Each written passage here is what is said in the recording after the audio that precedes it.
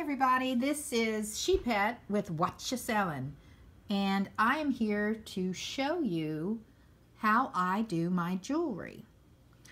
I get it from different places. It could be yard sales, thrift stores, online auctions. Sometimes people just give it to me. They know that I take costume jewelry or any jewelry they want to get rid of, and through word of mouth, I have my sources. Everyone has their sources. If you don't and you're just beginning, I would suggest your thrift stores and yard sales. That's the easiest way to do it. You can also trade.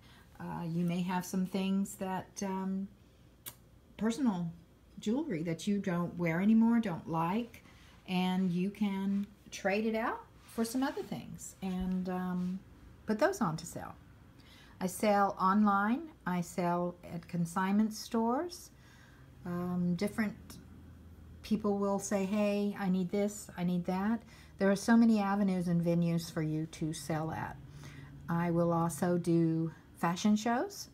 When I know that there is a fashion show or an event going on, I make it known that, hey, I have these things, especially if it's a 50s dance or something like that. I get with the promoters and let them know that, hey, I've got this, that, or the other that might go along with it. If you want to spread the word, you know, a lot of times they do it at their club meetings. There's all different ways to sell. Selling is really what this is about. I mean, anybody can go and pick stuff up and take some pictures and put it online. And you wait. It's kind of like fishing. You go and you put the bait on the hook, put the rod in the water, put the line in the water, and wait, and wait, and wait, and wait, and wait.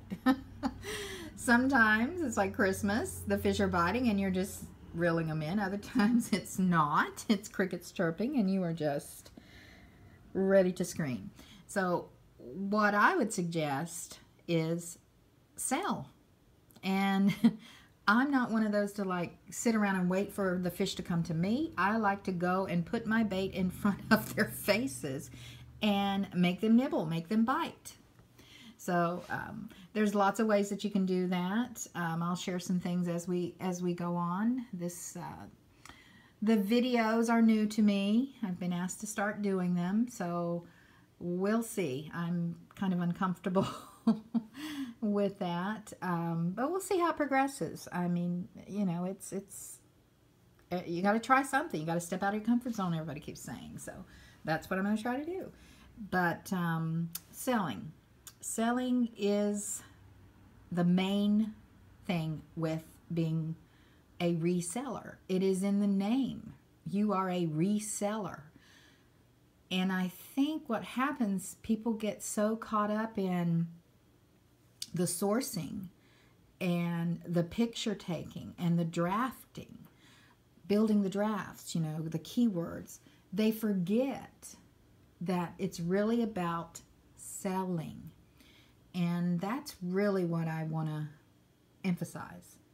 And yeah, this is the fun part, the sourcing, you know, the getting the product, the coming and the sorting it out, and the, you know, it's like, oh, you know, that's the treasure hunt part. Everybody loves to do the sourcing, or most everyone that I've talked to. But we need to get past that and build upon that and get into the actual selling. And that's what I want to talk about. Okay, so this is what I got today. Sorry for the noise.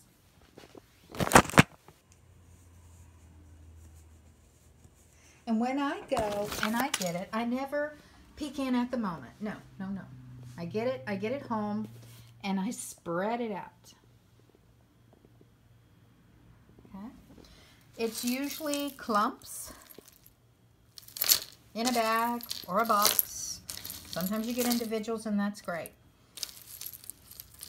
The first thing that I like to do is take my magnet and start going through pieces. If you identify something that doesn't stick, you want to pull that out for further research.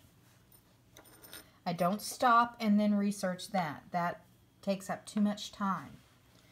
So I'll continue to go through the pile and identify what is or isn't stickable. These are things I've already done that with, and these have to be researched further. Now I do try to bag things up so that it's just easier, because you don't want to put it all in there and then have to sort it again. So I go ahead and bag it up. The little baggies, invest in them.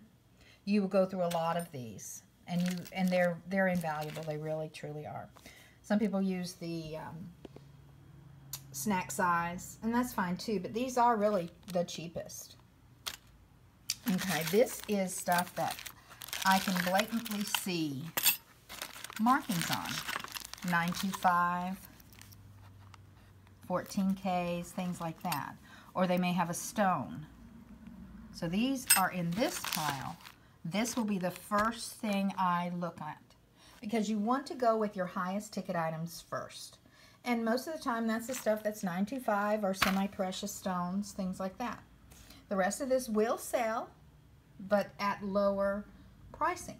So I don't want to spend all my time working on the little things when I could have $100 or a $200 piece in here.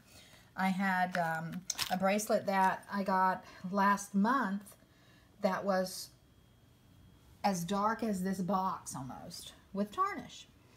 So I cleaned it up. It took me 2 cleanings to get it really clean, enough that I could look under the magnifying glass with it, because my loop wasn't enough. And I found out that it was a Swedish stamped Alton, a designer. Anyway, long story short, it sold for over $200 and it went to Sweden. So that was awesome. Had I not taken the time, I could have rushed and just put $20 on it, thrown it in the...